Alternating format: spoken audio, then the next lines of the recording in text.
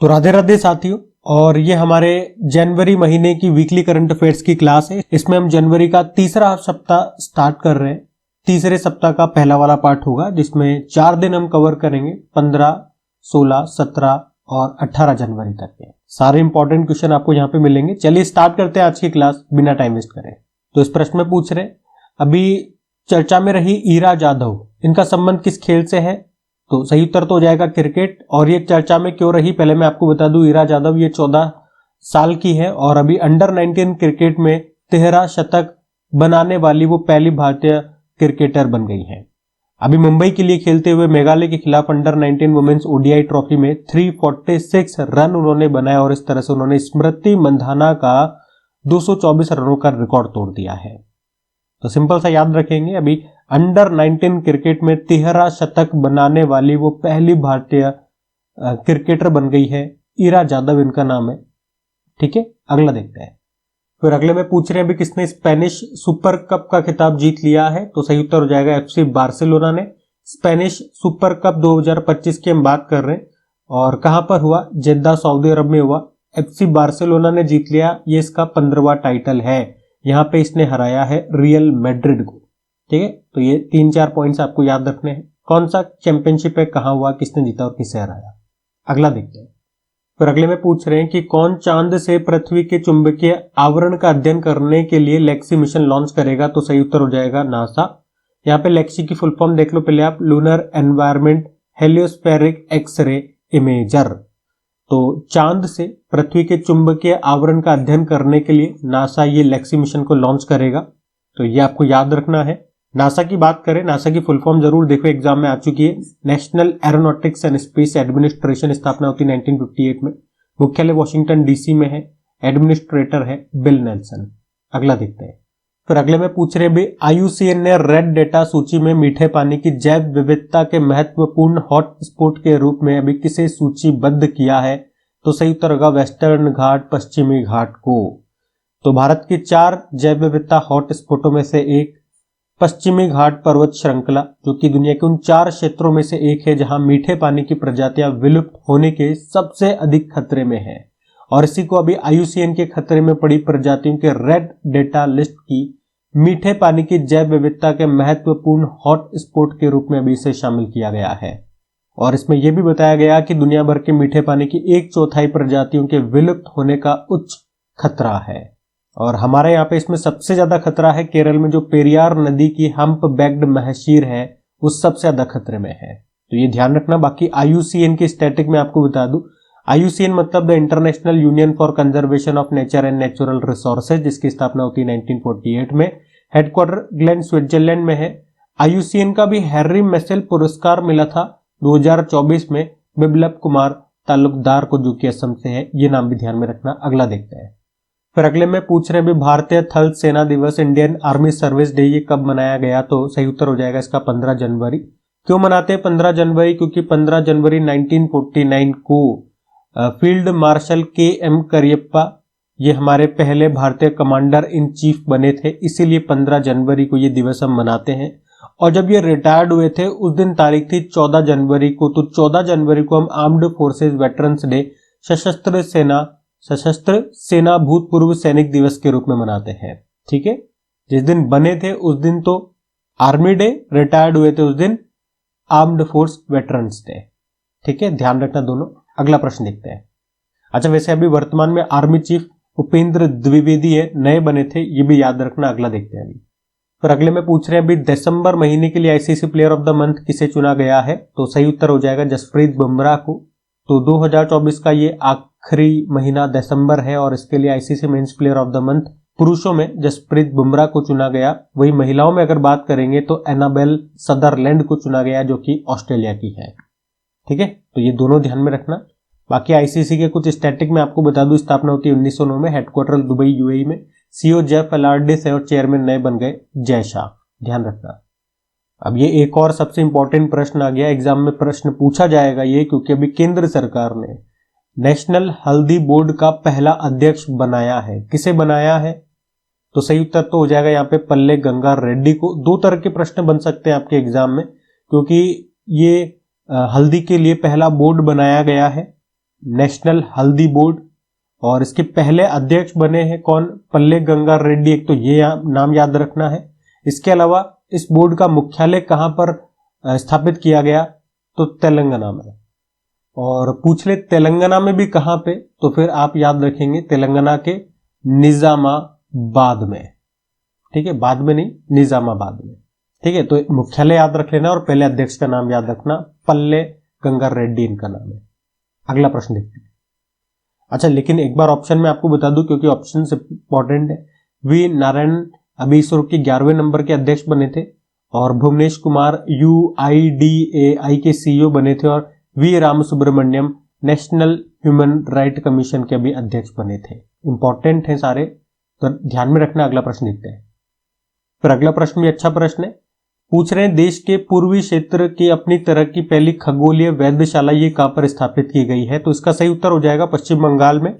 कुछ important data देख लेते हैं कि अभी विज्ञान और प्रौद्योगिकी मंत्रालय ने अभी पूर्वी भारत की पहली खगोलीय वेधशाला, इंग्लिश में बोलोगे तो भारत की पहली एस्ट्रोनॉमिकल ऑब्जर्वेटरी, इसका उद्घाटन किया पश्चिम बंगाल में। पश्चिम बंगाल में भी कहां पे?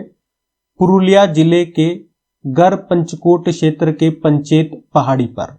ये पूर्वी भारत की तो पहली है, लेकिन पूरे देश की ये छठी है। मतलब भारत में और भी इस तरह की 5 है पहले से।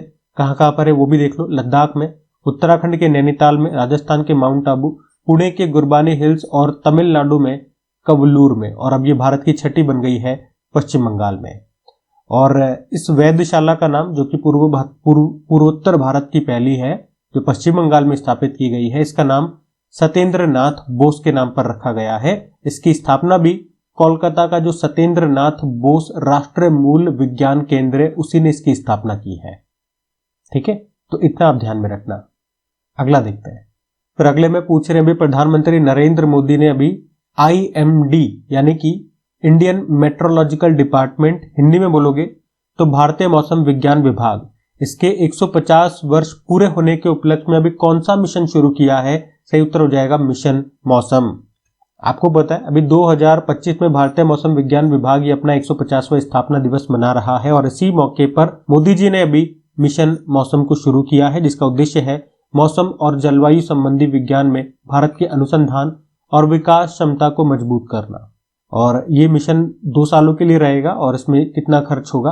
2000 करोड़ रुपए। और इसी के साथ हमने पढ़ा था कि 150 वर्ष इसको पूरे हो गए, तो इसने कहा कि इस बार के रिपब्लिक डे पर हम पहली बार मतलब इनके पूरे कार्यकाल में 150 साल में पहली बार रिपब्लिक डे पर ये पहली बार झांकी निकाल रहे हैं। ठीक है, IMD की एक बार बात कर लेते हैं।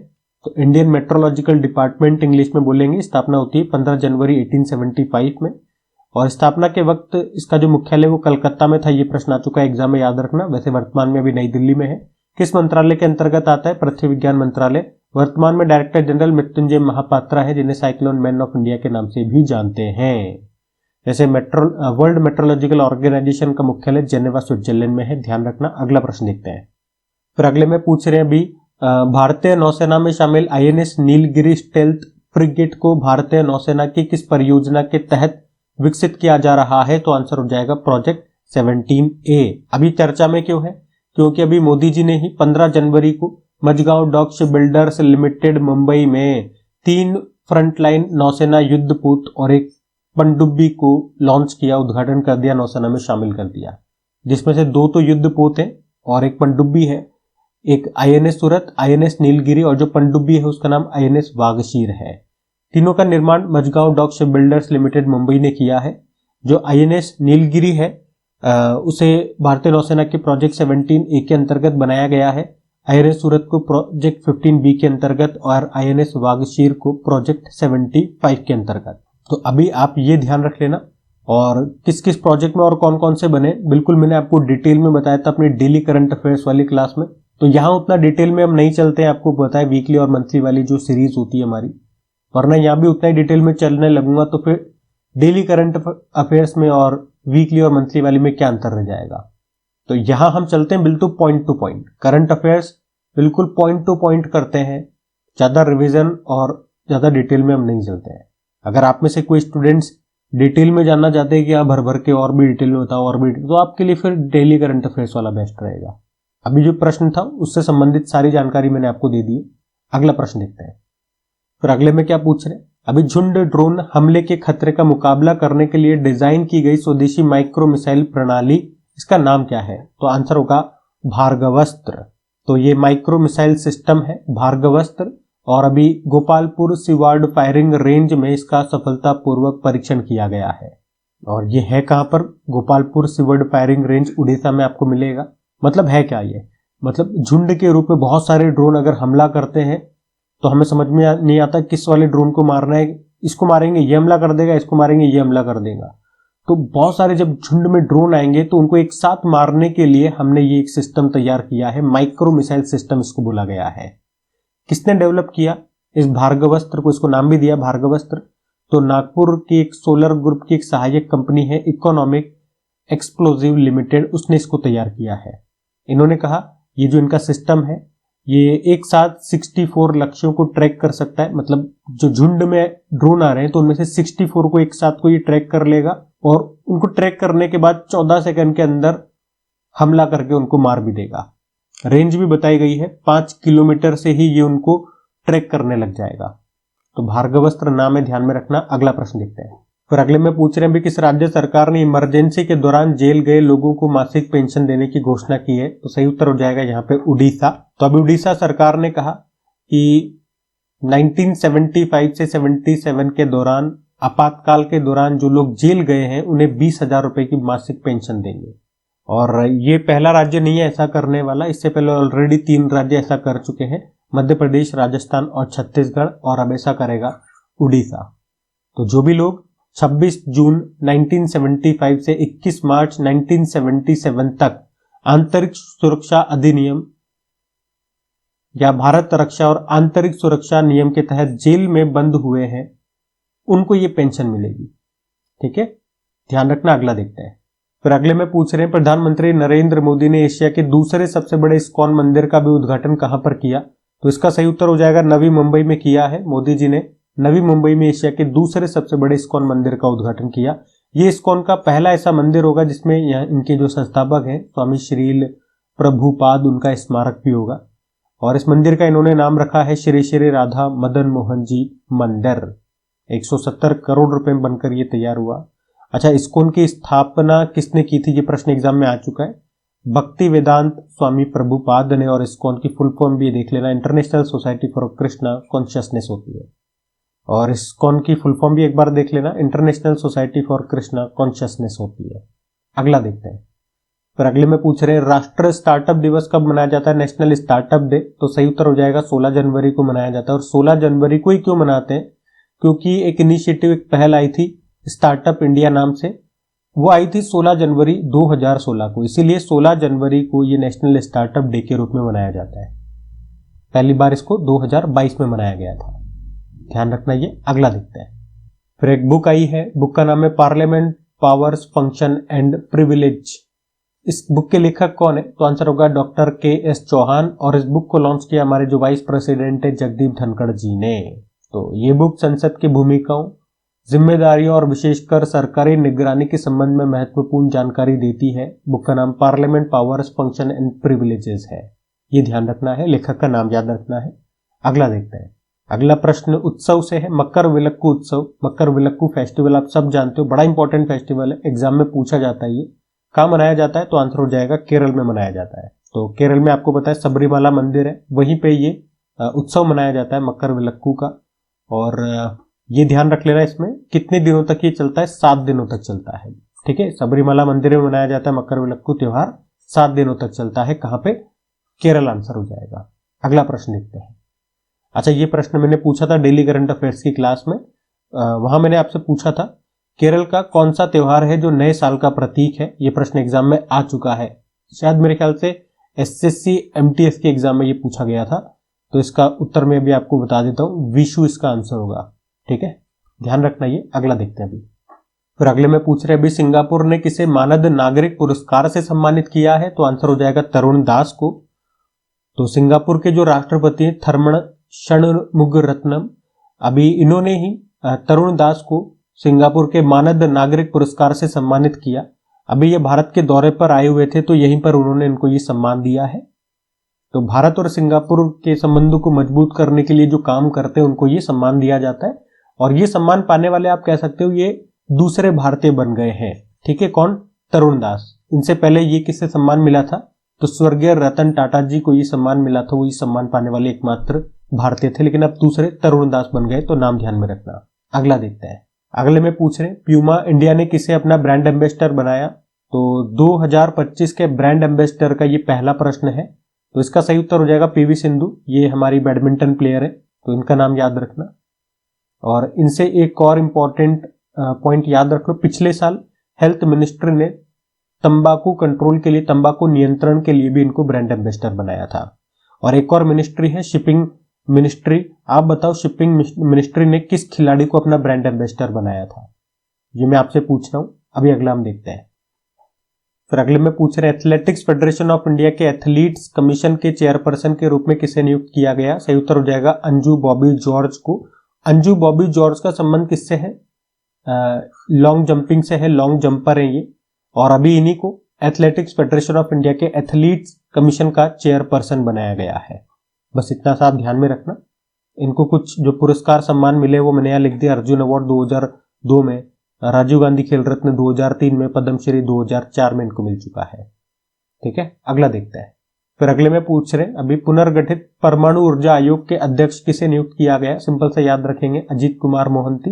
परमाणु ऊर्जा आयोग एटॉमिक एनर्जी कमीशन का इनको चेयरमैन बना दिया गया है।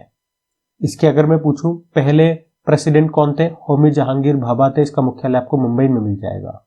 स्थापना होती है 1948 में। ठीक है, सब यहाँ पे लिखा हुआ है। हम अगला देखते हैं।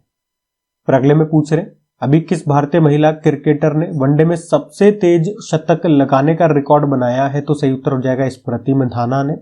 तो स्मृति मंधाना का नाम याद रखेंगे। अभी इंडियन वुमेन्स क्रिकेट में सबसे तेज वनडे शतक का नया रिकॉर्ड इन्होंने बना दिया है। कितनी गेंदों में शतक लगाया? मात्र 70 गेंदों में इन्होंने शतक लगाया है।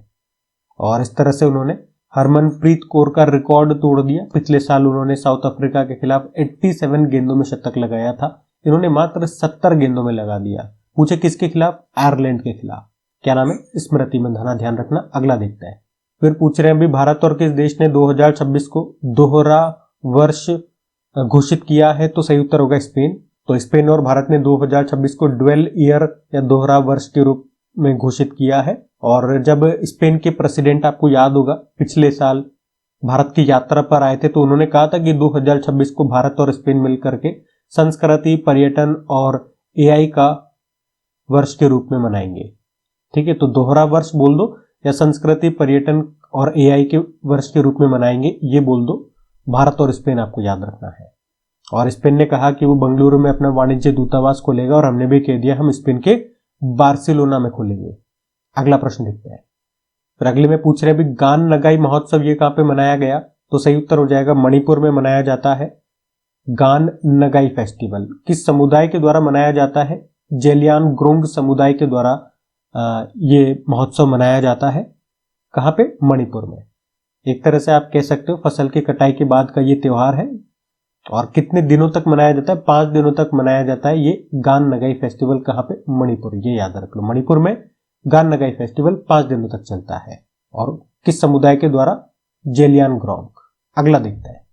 फिर अगले में पूछ रहे अभी कनुमा महोत्सव ये किस राज्य में मनाया गया? कनुमा महोत्सव ये तेलंगाना में मनाया जाता है। और मुख्य रूप से इसमें क्या होता है, जो मवेशी होते हैं, जो जानवर होते हैं, उनकी पूजा की जाती है। ग्रामीण क्षेत्र में जो लोग होते हैं वो मवेशियों की पूजा करते हैं, और उनके जो कृषि उपकरण होते हैं उनकी पूजा करते हैं। तो कनुमा त्योहार कहाँ का है? तेलंगाना का है। इतना सा याद रखना। फिर पूछ रहे परशुराम कुंड मेला 2025 ये कहां पर हुआ? तो इसका आयोजन होता है अरुणाचल प्रदेश में। इसी तरह का प्रश्न आता है, अगर आता है तो परशुराम कुंड मेला कहां पर लगता है? अरुणाचल प्रदेश में लगता है। इसमें ज्यादा और डीप में कुछ याद रखने के लिए नहीं है, इतना ही आप याद रखो। अगला देखते हैं हम। फिर अगले में पूछ रहे अभी बीसीसीआई ने किसे अपना लोकपाल नियुक्त किया है? तो याद रखना अरुण मिश्रा को नियुक्त किया है। वैसे भारत के जो अभी वर्तमान में लोकपाल हैं वो अजय माणिकराव खानविलकर हैं, दूसरे नंबर के हैं, याद रखना। पहले नंबर के तो पिनाकी चंद्र घोष थे। ये दोनों नाम भी इंपॉर्टेंट रहेंगे, याद रखना। फिर अगले में पूछ रहे पंजाब नेशनल बैंक के एमडी सीईओ कौन बन गए हैं? सही उत्तर हो जाएगा अशोक चंद्रा बन गए हैं। किनके स्थान पे आए हैं? अतुल कुमार गोयल के स्थान पे। इसी तरह से विनोद कुमार ये इंडियन बैंक के एमडी सीईओ बन गए हैं। पंजाब नेशनल बैंक, इसका मुख्यालय नई दिल्ली में है। Tagline you can bank upon होती है। फिर पूछ रहे हैं भी प्लास्टिक मुक्त महाकुंभ के लिए भी कौन सा अभियान शुरू किया गया है? तो आंसर हो जाएगा वन प्लेट वन बैग अभियान शुरू किया गया है। तो प्लास्टिक के बैग और डिस्पोजल वस्तुओं की जगह दूसरी वस्तुओं के उपयोग के लिए ही ये वन प्लेट वन बैग अभियान यहाँ पे शुरू किया गया है। और इस अभियान के तहत महाकुंभ को प्लास्टिक मुक्त बनाने के लिए कपड़े के थैले, स्टील की प्लेटें और गिलास बांटे जा रहे हैं। ये पहल किसने शुरू की है? आरएसएस यानी कि राष्ट्रीय स्वयंसेवक संघ ने। फिर अगले में पूछ रहे हैं भी किसने युद्ध क्षेत्र पर्यटन को बढ़ावा देने के लिए भारत रणभूमि दर्शन नाम से एक एप्लीकेशन को लॉन्च किया? तो हमारे जो रक्षा मंत्री है राजनाथ सिंह ने। एप्लीकेशन का नाम याद रख लो, मैं शॉर्ट में आपको समझा देता हूं पूरा मतलब क्या है इसका। जहां जहां पर भी अभी युद्ध हुए हैं हमारे, जैसे कि 1962 का, 71 का कारगिल का युद्ध हुआ और गलवान घाटी युद्ध हुआ था, तो इस तरह से जो भी जहां पर भी बड़े बड़े युद्ध हुए हैं तो उनको पर्यटन स्थल के रूप में हम यूज करना चाहते हैं, तो उसी के लिए ये एप्लीकेशन लॉन्च की है। देखो लिखा हुआ है भारतीय सेना सीमावर्ती क्षेत्रों और ऐतिहासिक युद्ध क्षेत्रों को पर्यटन स्थलों में बदल रही है। उद्देश्य क्या है? सीमावर्ती क्षेत्रों के समग्र विकास को बढ़ावा देना। एप्लीकेशन का नाम मैंने आपको बता दिया। अगला देखते हैं। फिर अगले में पूछ रहे अभी किस भारतीय कंपनी ने फायरफ्लाई नामक भारत का पहला निजी उपग्रह समूह लॉन्च किया है? तो आंसर हो जाएगा पिक्सेल। पिक्सेल ये बेंगलुरु की एक स्पेस स्टार्टअप है। गूगल समर्थित एक भारतीय अंतरिक्ष स्टार्टअप कंपनी है पिक्सेल। और अभी इसी ने, जो एलन मस्क की कंपनी है ना स्पेस एक्स, उसके का एक फॉल्कन 9 रॉकेट है, उसके द्वारा फायरफ्लाई नामक अपना वाणिज्य उपग्रह तारामंडल को इसने लॉन्च किया है। और ऐसा करने वाली ये पहली भारतीय प्राइवेट कंपनी बन गई है। इसका मतलब क्या हो गया? इसने बहुत सारे सैटेलाइट्स को ये लॉन्च करेगा पृथ्वी के सारे चारों ओर। तारामंडल मतलब बहुत सारे सैटेलाइट्स को ये लॉन्च करेगा जो कि धरती के चारों ओर घूमेंगे। ये उपग्रह सैटेलाइट आपस में जुड़े हुए होते हैं और मिलकर एक साथ काम करते हैं। और स्पेस एक्स ने ये फायरफ्लाई को लॉन्च किया है। इसी के साथ इसने भारत की एक दूसरी कंपनी है दिगंतारा, उसके भी एक सैटेलाइट को लॉन्च किया है। उस सैटेलाइट का नाम है space camera for object tracking. ये अंतरिक्ष वस्तुओं की निगरानी के लिए दुनिया का पहला व्यावसायिक उपग्रह है। तो स्पेस एक्स ने फॉल्कन 9 रॉकेट से इनको लॉन्च किया। कहां से? अमेरिका के कैलिफोर्निया में जो वेंडेनबर्ग स्पेस फोर्स बेस है वहां से। तो इतना आप ध्यान में रखना। पिक्सल मैंने आपको बता दिया, मुख्यालय आपको मिलेगा बेंगलुरु में, स्थापना होती है 2019 में। अगला देखते हैं। फिर अगले में पूछ रहे हैं भी सबसे ज्यादा ग्रैंड स्लैम मैच खेलने का रिकॉर्ड किस टेनिस खिलाड़ी ने बना दिया है? नोवाक जोकोविच। इन्होंने अभी तक 430 मैच खेल लिए हैं और इस तरह से सबसे ज्यादा ग्रैंड स्लैम मैच खेलने वाले ये खिलाड़ी बन गए हैं, टेनिस प्लेयर। कहां के टेनिस प्लेयर हैं? याद रखना, ये सर्बिया के टेनिस प्लेयर हैं। किनका रिकॉर्ड इन्होंने तोड़ दिया है? तो इन्होंने रॉजर फेडरर का रिकॉर्ड तोड़ दिया है। 429 मैचेस इनके नाम थे, अब इन्होंने 430 खेली और आगे और भी खेलते रहेंगे। ठीक है, तो ध्यान रखना ये। अगला देखते हैं। फिर अगले में पूछ रहे हैं अभी प्रधानमंत्री संग्रहालय और पुस्तकालय समिति का अध्यक्ष किसे चुना गया है? नृपेंद्र मिश्रा को चुन लिया गया है। 5 साल का इनका कार्यकाल रहेगा। और ये जो प्रधानमंत्री संग्रहालय और पुस्तकालय सोसाइटी है ना, इसका काम क्या होता है? प्रधानमंत्री संग्रहालय और पुस्तकालय का मैनेजमेंट करना। इसे पहले नेहरू स्मारक के नाम से जानते थे, फिर अभी 2023 में ही इसका नाम बदल के प्रधानमंत्री संग्रहालय और पुस्तकालय कर दिया गया और उसी के अध्यक्ष बन गए अभी फिर से कौन? नृपेंद्र मिश्रा। ये ध्यान में रखना। अगला देखते हैं। बाकी अगर और भी डिटेल में आप पढ़ना चाहते हो स्टैटिक के साथ, तो यहाँ पे सारी शीट्स में आपको शो कर रहा हूँ। वीडियो को पॉज करके आराम से आप रीड कर सकते हैं और वीडियो को पॉज करने की भी जरूरत नहीं है अगर डेली करंट अफेयर्स की क्लास आप देखते हैं तो। ये उन स्टूडेंट्स के लिए बोल रहा हूँ जो हमारी डेली करंट अफेयर्स की क्लास नहीं देख रहे हैं या पहली बार इस चैनल पे विजिट कर रहे हैं, तो उन्हें मैं बता रहा हूँ। जो रेगुलर है उनको तो पता ही है, उनको कुछ बताने की जरूरत नहीं है कि क्या हमारा सिस्टम होता है। डेली करंट अफेयर्स वाली क्लास में फुल डिटेल में चलते हैं, उसके बाद वीकली मंथली आती है, पॉइंट टू पॉइंट चलते हैं और सबसे लास्ट में आता है सुपर फास्ट रिवीजन। धड़ाधड़ उसमें तो रिवाइज करते हैं। क्वेश्चन होता है, आंसर होता है, क्वेश्चन होता है, आंसर होता है, बस और कुछ नहीं होता उसमें। तो ये थी आज की क्लास। यहाँ पे हमने 18 जनवरी तक के सारे इंपॉर्टेंट करंट अफेयर्स कवर कर लिए हैं। इसके पहले वाले वीकली बन चुके हैं, प्लेलिस्ट मैंने बना दिए, जाकर के देख सकते हैं। मैं वीकली के 2 वीडियोस क्यों बनाता हूं? जो पुराने स्टूडेंट्स उनको बताए, जो नए जानना चाहे उनको मैं बता दूं। मेरा पहला मकसद है वीकली है, इसका मतलब ये नहीं है कि वीडियो शॉर्ट बनाने के चक्कर में मैं इंपॉर्टेंट क्वेश्चंस को छोड़ दूं या जो जरूरी एक्सप्लेनेशन है वो न दूं, क्योंकि बहुत सारे स्टूडेंट्स डिमांड करते हैं वीडियो शॉर्ट होना चाहिए, और इसके चक्कर में मैंने बहुत सी जगह देखा भी है, बहुत से चैनल्स पे वीडियो शॉर्ट रखने के चक्कर में या तो वो भाई वीडियो शॉर्ट कैसे रहेगा, या तो क्वेश्चन को छोड़ दो, क्वेश्चन कम कर दो, नंबर ऑफ क्वेश्चन कम कर दो, या फिर जो भी क्वेश्चन ले रहे हो उसमें उतना एक्सप्लेनेशन न दो। दो ही तरह है जिनसे वीडियो शॉर्ट हो सकता है। तो मैं न तो क्वेश्चन कम कर सकता हूं, कम से कम जो इंपॉर्टेंट क्वेश्चन है जो लेने चाहिए मैं उनको नहीं छोड़ सकता हूं, और जो कम से कम जो जरूरी एक्सप्लेनेशन है वो तो मैं दूंगा ही सही। और अगर इन दोनों को मुझे रखना है तो वीडियो लेंथी हो जाता है, लेकिन वीडियो शॉर्ट भी बनाना है तो फिर इसके कारण मैंने क्या किया, इसको 2 पार्ट में डिवाइड कर दिया। अब सारे नंबर ऑफ क्वेश्चन भी हो जाते हैं, जो जरूरी एक्सप्लेनेशन है वो भी दे देता हूं, और वीडियो शॉर्ट का शॉर्ट भी रहता है। तो जिन स्टूडेंट्स को लेंथी वीडियो से दिक्कत है, शॉर्ट चाहिए, उनका काम आसान हो गया। और जो पढ़ने वाले स्टूडेंट उनको दिक्कत ही नहीं है, एक वीडियो में दो वीडियो में दो, 3 में 2, उनको तो देखना है वो देख लेंगे। पढ़ने वाले स्टूडेंट्स के साथ दिक्कत नहीं आती। तो आज के लिए इतना ही रखते हैं। सेशन अच्छा लगता है, मेहनत अच्छी लगती है तो प्लीज वीडियोस को लाइक जरूर कीजिएगा, दोस्तों के साथ में स्टडी ग्रुप में एक बार शेयर जरूर कर देना, मुझे भी अच्छा लगेगा। आज के लिए इतना ही। राधे राधे।